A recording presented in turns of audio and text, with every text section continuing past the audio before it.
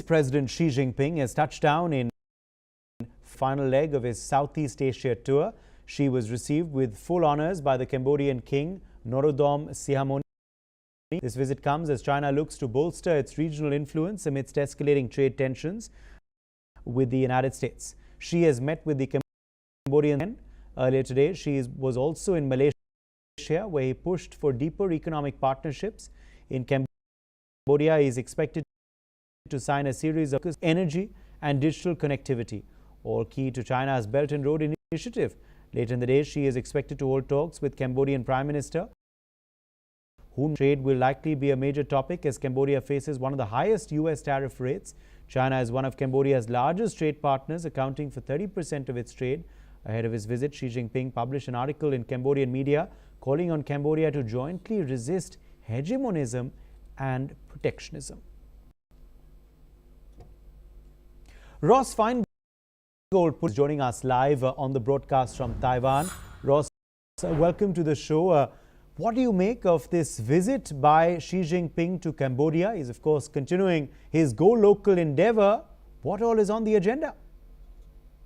It reinforces what was already a very strong relationship.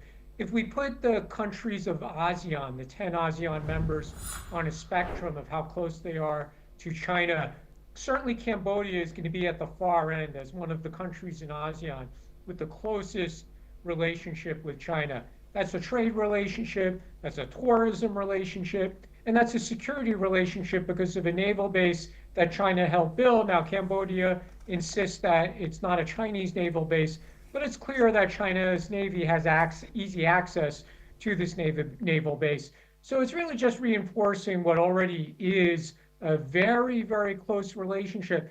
And much to the consternation of the United States. The United States is not happy that Cambodia has such a close relationship with China, but U.S. complaints don't seem to work, and Cambodia, by hosting Xi Jinping, is only reinforcing the strong relationship. Is this just obviously to be connected with the kind of protectionism that the United States is doing, and obviously this trade war that has erupted between the U.S. and China? Is it to do with that China wants to obviously look at alternatives if the U.S. is serious about continuing with these high tariffs? Also, how will the Cambodians respond to this visit by Xi and endeavors to close some ties? It's clear that China wants the ASEAN countries to take China's side in the tariff dispute. The Trump administration has imposed high tariffs on a number of ASEAN countries. China thinks that's an opening for these countries to stand with China against the United States policies.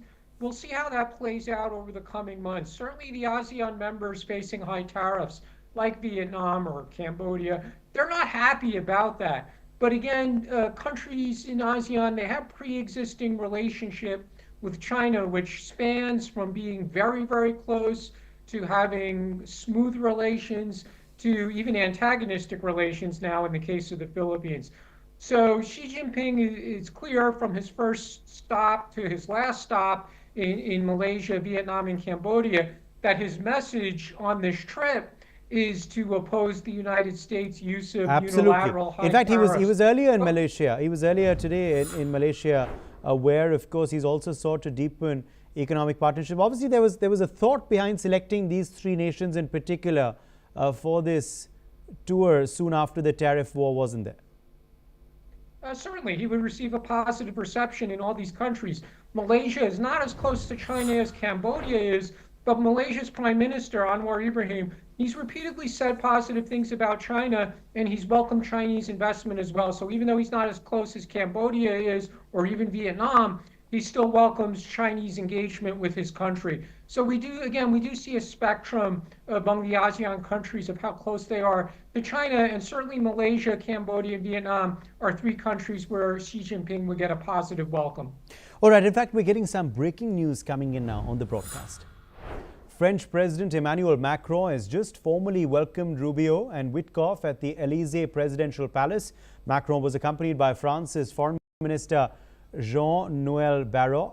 Their meeting is about to get underway, and the French presidency has said that Macron spoke with Ukrainian President Vladimir Zelensky just before meeting the U.S. delegation. These are, of course, visuals of that meeting that is taking place in France. Now, staying with